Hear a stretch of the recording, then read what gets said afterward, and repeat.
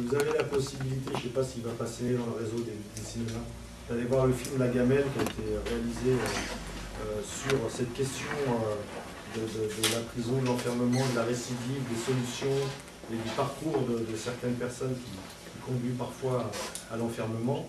C'est un film qui a été réalisé par Xavier Menu et une équipe du Grajard, ce quartier de la Cité de l'Europe. C'est un film qui, quand on l'a vu après, ça permet de donner un certain éclairage notamment sur ces questions-là, du et après, qu'est-ce qu'on fait?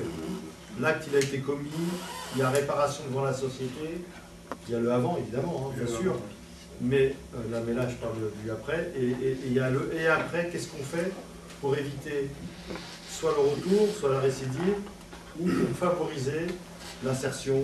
Voilà. C'est un très beau film et un support pédagogique extraordinaire. Excuse-moi, je t'ai pris ta... Non, mais pas de souci.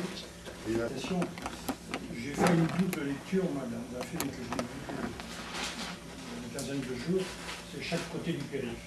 Il y avait une façon amusante de regarder la série policière, qui est en fait celle de deux flics, un du 8e et un du 93, comme vous l'avez dit.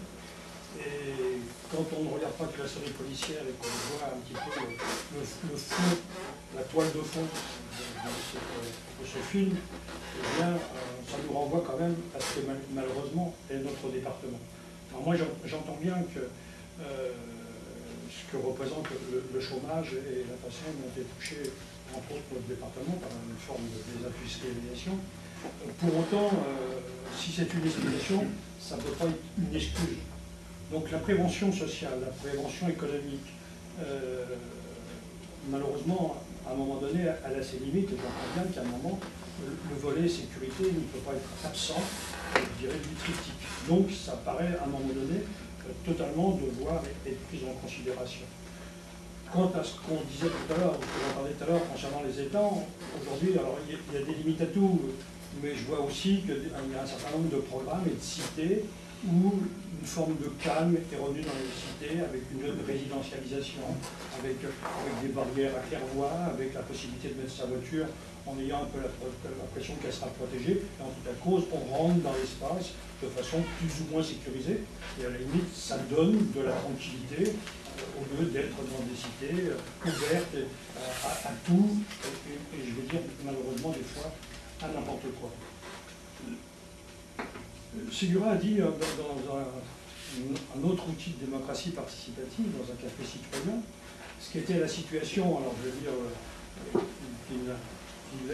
qui relève de l'économie souterraine, de ce qui est la conséquence de l'intervention de la police nationale, de l'État régalien, sur ce grand.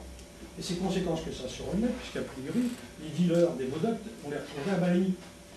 Quand on a posé le problème de ce domaine, tout le restant, je veux dire, je l'ai entendu, mais pour autant, dans ce domaine-là, à la limite, il est à prendre sans être amalgamé avec le reste, parce que si on le fait, c'est aussi considérer que ces gens qui sont dans ce type d'économie ont des raisons de l'être, et à la limite, on ne pourrait pas se dire de les absoudre. Je n'entends pas ce discours-là. Il y a des choses en termes sociaux qui sont intolérables, je n'en doute pas. Les limites, malgré tout ça, c'est de vivre ensemble, et dans ce vivre ensemble, il y va de jeunes fortement touchés par le chômage, mais aussi d'anciens qui ont acquis un patrimoine, qui veulent vivre dans une forme de tranquillité, et on ne peut pas non plus rejeter, opposer, je dirais, les catégories d'âge, pour dire que la deuxième catégorie, ce sont des gens qui cherchent avant tout à se protéger et qui ont quelque part un peu les moyens.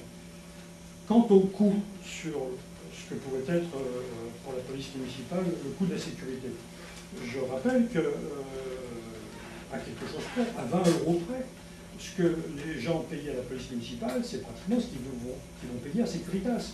Donc le coût, ce n'était pas l'effort de la collectivité à destination exclusive des gens qui étaient raccordés, puisqu'en tout état de cause, pour le nombre de centaines qu'ils étaient, ils payaient chaque année 220 € pour avoir de la télésurveillance, et pour autant, à la limite, c'était des fois, croisant les doigts pour eux, souvent pour rien, puisque on n'est pas quand même non plus agressé chaque année, et si on l'était, on serait pour 220 €. Donc, il y a quelque part, il faut quelque part raison garder. Après, pour finir par une petite anecdote, et encore que, parce que je me la suis notée, c'est pour dire que c'était du Coluche à l'époque, quand il y a trop de policiers, ça crée de l'insécurité et donc ça pose des problèmes. Et donc il faut quand même peut-être se méfier de la police de proximité. Ce n'était bien sûr qu'un clin d'œil. Celui qui en est un peu moins, c'est ce flic qui est venu passer une année de 2009 à 2010 sur Lyon, et qui a fait un livre qu'on a proposé ce soir, alors que je venais chercher tout à fait autre chose, un flic parachuté au cœur des cités. C'est pas nulle part. C'est ici, sur Lyon. Il a passé un an. Quelqu'un qui m'a paru ouvert pour les quelques pages que j'ai commencé à lire avant ce soir, mais pour autant qui aussi passe sur rien de ce qu'est la réalité de la banlieue et de notre ville en particulier. Donc, voilà, quand on a mis tout ça et amalgamé ce qui est prévention, sécurité, il y a aussi des réalités. Ces flics de la police nationale ont eu à constater, à traiter, et des fois à traiter dans ce qui est la difficulté effectivement de la police nationale. Et là, on s'éloigne du débat de la police municipale. Voilà ce que j'avais envie, sur lequel j'avais envie de revenir, bien entendu.